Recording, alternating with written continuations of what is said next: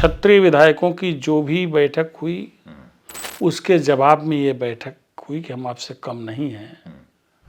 यानी ब्राह्मण, कुत्ता और हाथी ये कभी न जात के साथी। ये भारतीय जनता पार्टी की राजनीति है। ब्राह्मण कहाँ जाएगा? ब्राह्मण उत्तर प्रदेश में अकेली जाति है जो पिछले कई दशकों से भारतीय जनता पार्टी के साथ इंटैक्ट रही है। आपने जरा सा शिथिलता आपसे हुई, थोड़ी सी लापरवाही हुई, सावधानी हटी कि क्षत्रिय विधायक हों चाहे ब्राह्मण विधायक हों, वो ध्यान कर लें कि आने वाला वक्त उनका नहीं है।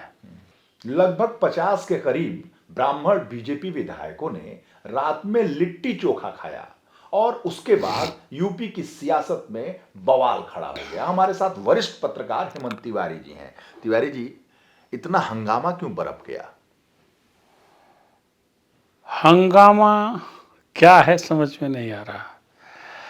ये राजनीति की एक सूक्ष्म प्रतिक्रिया हो सकती है, क्योंकि राजनीति में विभिन्न विचारधारा और सोच के लोग होते हैं। तो ये कुछ नहीं है। देखिए, अभी जब उत्तर प्रदेश विधानमंडल का वर्षा सत्र था, यानी मानसून सत्र जिसको कहते हैं, तो क्षत्रिय विधायकों की एक बैठक हुई थी। और जब ये शीत सत्र आया तो ब्राह्मण विधायकों की बैठक हो गई। यानी एक सत्र पहले मानसून सत्र में ठाकुर विधायकों की बैठक, उनका सहभोज कुटुंब के नाम पर, और ब्राह्मण विधायकों की जो बैठक रात्रि भोज लिट्टी चोखा सहभोज के नाम से जुटान के नाम पर। जी, वो शीतकालीन सत्र में। लेकिन ये पता नहीं कि ये शीत वाला मामला है, इसमें ज़्यादा ऊर्जा, ज़्यादा स्पार्क, ज़्यादा चमक नज़र आ रही है, चर्चा भी ज़्यादा है। हालांकि आप देखिए वजह क्या रही हो, किन विषयों पर बात की गई हो, लेकिन इन सब बातों के बहुत मायने नहीं हैं। ये भारतीय जनता पार्टी की राजनीति है। ब्राह्मण कहाँ जाएगा? ब्राह्मण उत्तर प्रदेश में अकेली जाति है जो पिछले कई दशकों से भारतीय जनता पार्टी के साथ इंटैक्ट रही है। क्षत्रियों ने छोड़ दिया साथ मौके पर, और जातियों ने साथ छोड़ दिया, लेकिन ब्राह्मण और बनिया दो ऐसी जातियां हैं जिन्होंने भाजपा के साथ नहीं छोड़ा, चाहे कोई भी परिस्थितियां रही हों। आप वोट फीसद देख लीजिए, इनका टर्नआउट देख लीजिए। भारतीय जनता पार्टी के लिए कमिटेड वोट अगर कोई माना जाता है, माना जाना चाहिए मेरे लिहाज से, तो ब्राह्मणों का है। और ब्राह्मणों की इस वक्त नाराजगी का कोई कारण मैं देख नहीं पाता हूँ। सरकार भारतीय जनता पार्टी की योगी आदित्यनाथ की अगुवाई में 8.5 साल पूरा कर चुकी है साहब। 9वां साल अभी शुरू हो जाएगा, तो अभी तक तो आपको तो कोई नाराजगी आपकी कहीं सार्वजनिक रूप से प्रदर्शित हुई नहीं। आपने कहीं कोई इस तरह का असंतोष या पीड़ा या दुख आपने कुछ कहीं कहा नहीं। तो आज क्या वजह है? इसकी तात्कालिक वजह मैं खाली इतना समझता हूँ कि जो क्षत्रिय विधायकों का एक कुटुंब भोज और सम्मेलन हुआ था, यह उसके रिएक्शन में इस तरह का आयोजन है।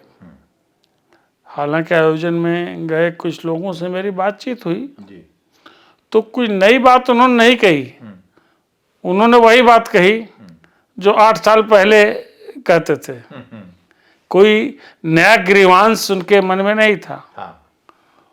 वो जो उन शिकायतें आज से 8-8.5 साल पहले थी, उसी का रेपुटेशन था। तो इसमें नया क्या है? दूसरी चीज नहीं हो रही है, अधिकारी बेलगाम हैं, कोई सुन नहीं रहा है, क्या मुंह दिखाएं, कार्यकर्ता हमारे सर पर चढ़े हैं, हम काम करा नहीं पाते। तो सवाल यह है कि अब जब 5 दिन बाद नया साल शुरू होने वाला है, 2026, 27 में इलेक्शन होना है, 26 पूरी तरीके से चुनाव का साल है, तो अब उनको याद आ रही है कि क्या मुंह दिखाएं, कहाँ जाएं, अब याद आ रही है, इसके पहले क्यों नहीं आई। दूसरी चीज़, ब्राह्मणों के बारे में एक बात बहुत बता दूं, बहुत साफ साफ बता दूं कि ब्राह्मण वैचारिक रूप से जहाँ रहते हैं, लेकिन अगर आप ये समझिए कि जैसे अन्य जातियों में शक्ति प्रदर्शन करके गोलबंदी करने का अभ्यास रहा है पिछले कुछ वर्षों में उत्तर प्रदेश में,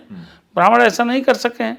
वैसे ब्राह्मणों के बारे में हमेशा यही कहा जाता है कि बाभन कुकुर हाथी, यानी ब्राह्मण कुत्ता और हाथी, ये कभी न जात के साथी, ये अपनी जात के साथी कभी होते नहीं है। आज जो लोग ब्राह्मणों की बात कहते हैं, ब्राह्मणों के फोरम पर, मंच पर तमाम ऐसे रिटायर्ड ब्यूरोक्रेट जो टॉप पोजीशन पर रहे हैं, जब वो पावर में थे, जब वो एक्शन में थे, जब वो धार में थे, उनकी ताकत जब थी, तब तो उनको ब्राह्मणों की हित चिंतन की बात उनके दिमाग में कभी नहीं आई। उनसे आप जा कह रही हम ब्राह्मण हैं तो 4 बात और सुना दें, क्या बात बोलता है तू। तो ये स्थिति है, इसलिए मुझे नहीं लगता है कि न तो इस तरह की बैठक करने का कोई फ़ायदा, जो भी ब्राह्मण विधायक मतलब विधानसभा के सदस्य और विधान परिषद के सदस्य वहाँ इकट्ठा थे उनको मिलने वाला है, न किसी। वैसे भी भारतीय जनता पार्टी को पता है कि ब्राह्मण उसके पहले में, आज देखिए आज 25 दिसंबर है, आज प्रधानमंत्री नरेंद्र मोदी लखनऊ में है और आज भारतीय जनता पार्टी के 3 शीर्षस्थ ब्राह्मण नेताओं की आलीशान मूर्तियों का अनावरण है, प्रधानमंत्री खुद कर रहे हैं। 3 मूर्तियां हैं, 3 के तीनों ब्राह्मण, 3 के तीनों ब्राह्मण। तो ब्राह्मण और भारतीय जनता पार्टी का तो पुरातन का रिश्ता है। जब से भारतीय जनता पार्टी है या जनसंघ है, तब से ब्राह्मण उसके साथ है। हाँ, पॉलिटिकली जनसंघ के साथ नहीं हुआ करता था, कांग्रेस के साथ लंबे समय से था, लेकिन जब से मंडल कमंडल की राजनीति का दौर शुरू हुआ है, यानी 90 के बाद से ब्राह्मण करीब करीब एकमुश्त भारतीय जनता पार्टी के साथ है। और इस वक्त तो चरम काल है भारतीय जनता पार्टी और ब्राह्मणों के एकजुट होने का। इसलिए मैं नहीं समझता हूँ कि इस तरह से विधायकों का एक साथ बैठना, लिट्टी चोखा खाना या कुछ भी खाना, रसगुल्ला खाना, हाँ खिचड़ी खाना, सहभोज करना, इसका कोई पॉलिटिकल मतलब बहुत ज़्यादा है। ये मैं नहीं समझ पाता हूँ। खाली इनका ही नहीं, वो जो क्षत्रिय कुलभूषण वाले लोग इकट्ठा हुए थे उनका कोई मतलब नहीं। हालांकि उत्तर प्रदेश की राजनीति इसमें कहा जाता है कि क्षत्रियों के बल्ले बल्ले हैं, चारों ओर उनकी सुनवाई ज़्यादा है। सामान्य आरोप है, मैं इसकी पुष्टि नहीं करता हूँ, लेकिन उत्तर प्रदेश की सियासत में आज की तारीख में यही तो आरोप है कि भाई क्षत्रियों की ज़्यादा सुनवाई होती है, इस जाति के अफसरों को अहम पदों पर तैनाती दी जाती है और जो क्षत्रिय विधायक हैं उनकी बात ज़्यादा सुनी जाती है। और अपोजिशन से ले करके अन्य वर्गों से आरोप लगता है कि जो क्षत्रिय माफिया है उनका भी बोलबाला इस सरकार में है। तो ये तो आरोप हैं। हो सकता है उसी सो कॉल्ड जो एटमॉस्फेयर है इसके प्रति आक्रोश व्यक्त करने के लिए बाटी चोखा हुआ, इससे ज़्यादा इसका कुछ असर होने वाला है मैं नहीं समझता हूँ। न तो मंत्रिमंडल विस्तार से इसका कोई मतलब है, कोई ऐसा व्यक्ति नहीं था जिसको तुरंत बुला करके मंत्रिमंडल में शामिल कर दिया जाए, या कोई ऐसा बड़ा फोरम बना दिया जाए जिसमें कुछ ब्राह्मणों को बैठा दिया जाए, या फिर कुछ और डिप्टी सीएम और ब्राह्मण मिनिस्टर बना दिया जाए। इसकी भी संभावना मुझे नज़र नहीं आती। इसलिए इस बैठक का क्या पॉलिटिकल प्रभाव पड़ेगा मुझे समझ में नहीं आता। लेकिन विपक्ष तो मजे ले ही रहा है ना। सवाल स्वाभाविक सा है कि अपोजिशन तो हर वक्त ताक में बैठा रहता है।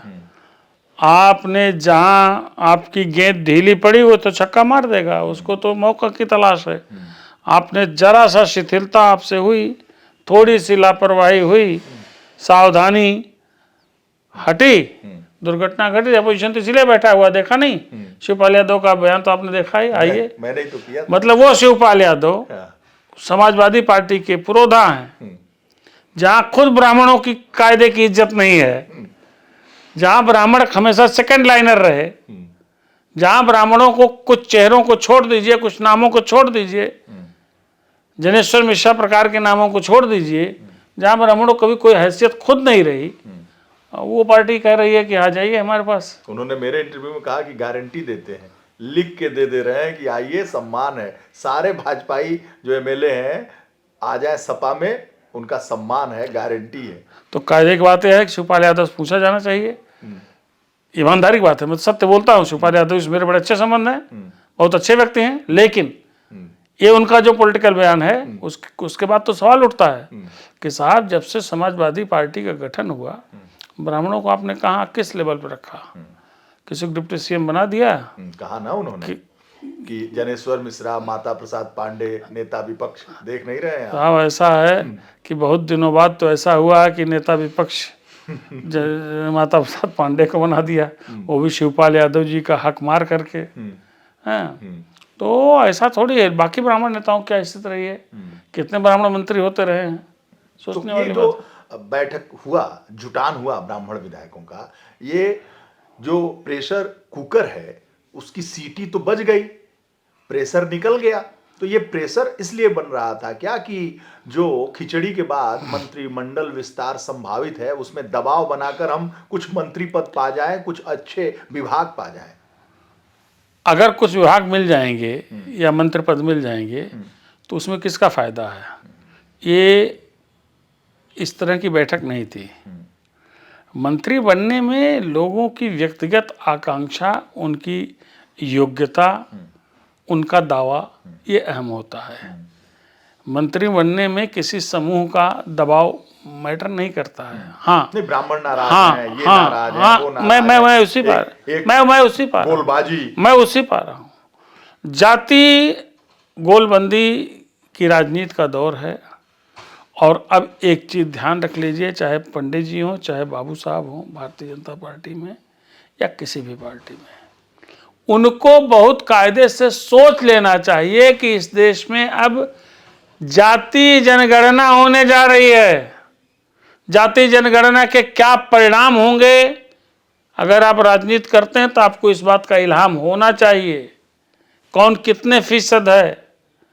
जो जितने फीसद होगा उतने फीसद भागीदारी मांगेगा, उसमें आप बहुत स्टैंड नहीं कर पाएंगे। ब्राह्मणों की क्या स्थिति है? कहा जाता है कि 10% है, वैसे 12 से 14% माना जाता है। उत्तर प्रदेश जैसे राज्य में 16%, करीब 15% ब्राह्मण माने जाते हैं, यानी करीब 2.25 करोड़ से लेकर के 3 करोड़ तक भी हो सकते हैं। तो उनका रिप्रेजेंटेशन उनको मिलेगा। लेकिन अब तो जो भविष्य की राजनीति है, चाहे भारतीय जनता पार्टी की हो, चाहे समाजवादी पार्टी की हो, पीडीए की है, वो तो उनकी पीडीए मतलब पिछड़ा गया, दलित, पिछड़ा और दलित की है। तो पिछड़ा और दलित आप देखिएगा थोड़े दिन बाद, 10 साल बाद इसी भारतीय जनता पार्टी जिसका नेतृत्व इसके स्थापना काल से सवर्ण लोग करते आ रहे हैं, ब्राह्मण क्षत्रिय करते आ रहे हैं। अब कहाँ कर भाई साहब, अब चेहरा नहीं दिखेगा। सुनते जाइए, आगे भविष्य में कहाँ दिखेगा? अभी कौन बना दिया जाएगा? नहीं, अभी तो मान लीजिए कि पिछले 8.5 साल से एक क्षत्रिय मुख्यमंत्री हैं, अभी तो और लगातार डिप्टी सीएम एक ब्राह्मण हैं। तो इस तरह की स्थितियां तो रही हैं। ऐसी अभी तो रिप्रेजेंटेशन जो रहा है उससे भी ज़्यादा बढ़ने के लिए कह रहे हैं कि इस तरह की बैठक हो रही है, इस तरह का दबाव बन रहा है। लेकिन इनको समझ जाना चाहिए कि आने वाला दौर ये पिछड़ों के बहुलता वाला है, इनको तवज्जो मिलने वाली है। ये जो विधायक जी लोग बैठे थे, पंडित जी लोग, तो ये लोग अपने हित के लिए बैठे थे कि समाज के हित के लिए बैठे थे? समाज के हित से क्या मतलब इनका? समाज के हित के कौन सा काम किया? को बता दें। जितने लोग बैठे थे ब्राह्मण विधायक, समाज के हित में कौन सा काम किया बताइए?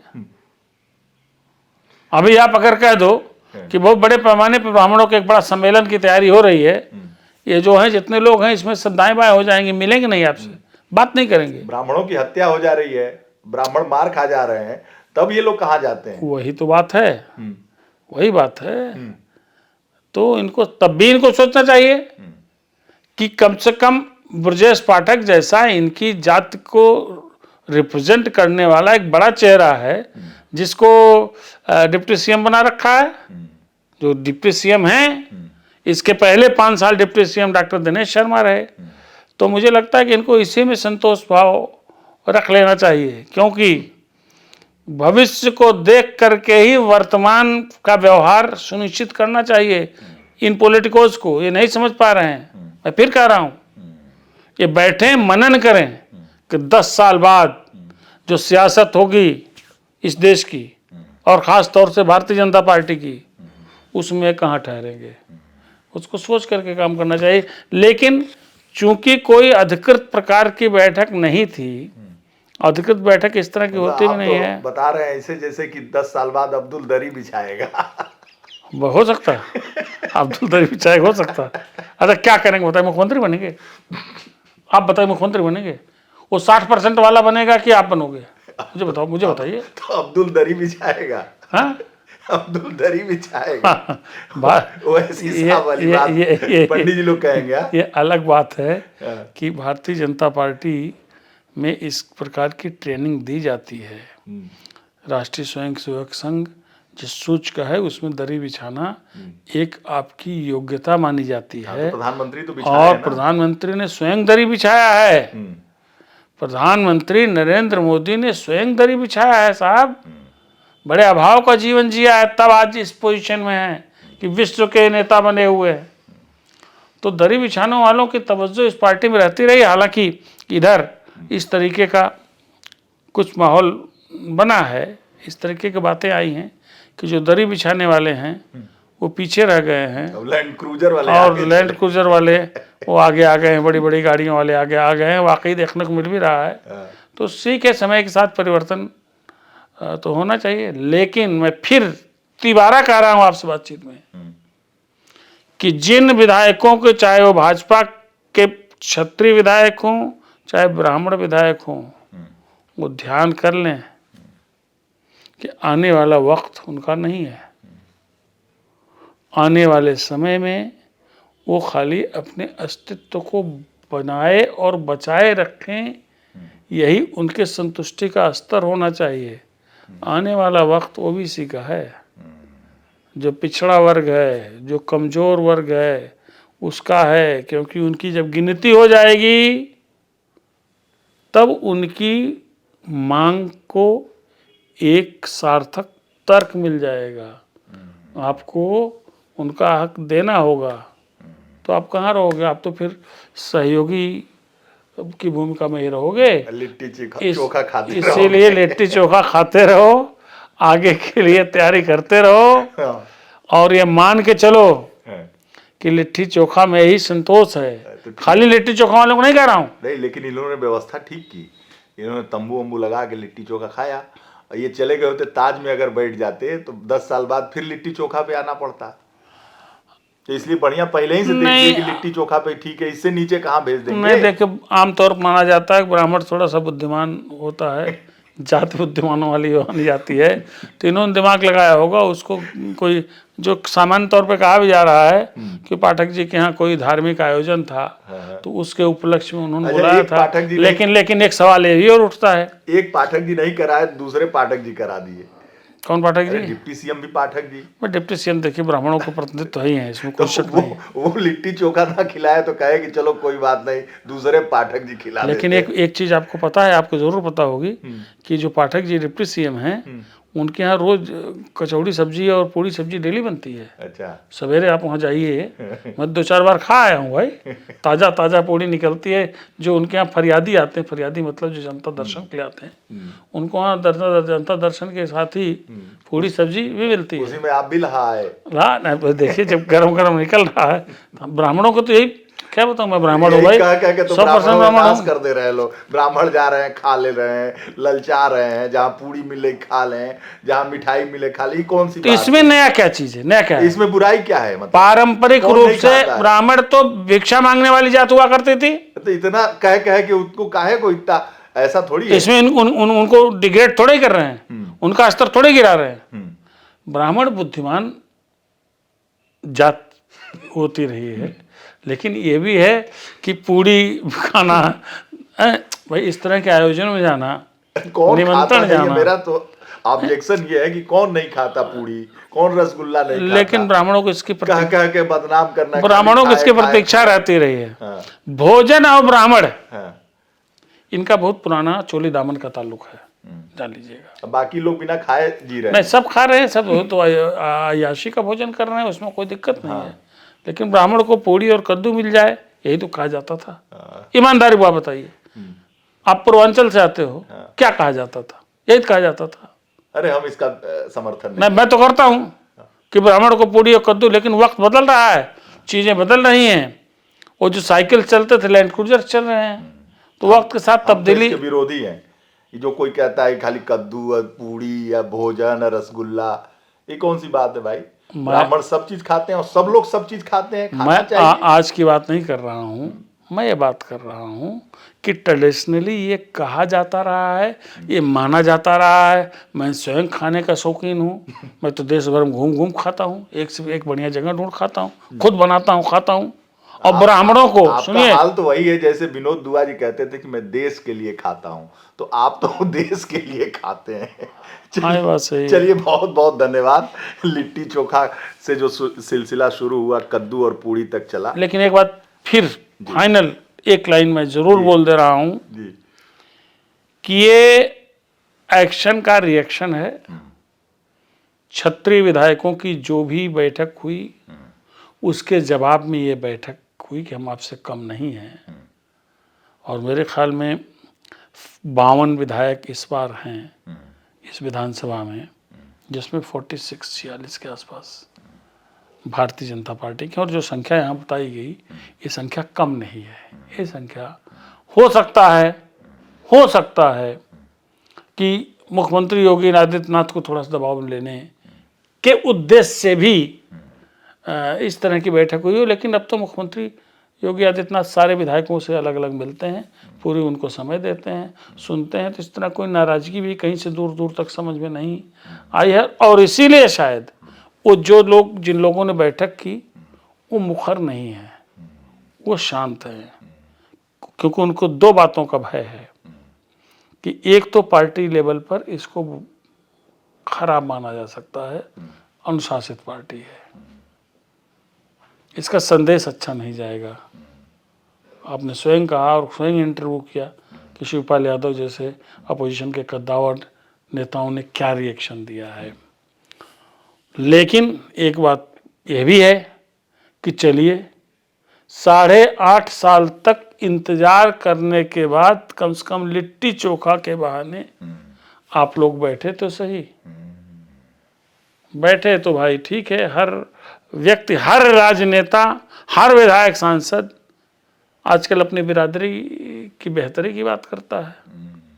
आप भी करिए, लेकिन सार्वजनिक रूप से आप करिए ना।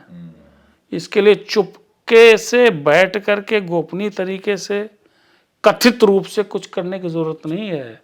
अगर आप अपनी जात की राजनीति होती रही है, जात की राजनीति अब आगे भविष्य में बहुत ज़्यादा होने जा रही है। जाति आधारित राजनीति पर ही सारे चुनाव होंगे 2027, आप देखते जाइएगा। ऐसे में तो फिर आपको अपनी जात की बेहतरी की बात खोल कर करनी चाहिए, जो करने की हिम्मत मुझे लगता है कि इन विधायकों में, जो ब्राह्मण विधायक जो कथित रूप से बैठे थे टेंट लगा करके बाटी चोखा में, और रसगुल्ले भी खाए हैं सुना है कायदे से, इनमें ये दम नहीं है कि ये बात कहें, ये बात उठाएं। बहुत बहुत धन्यवाद।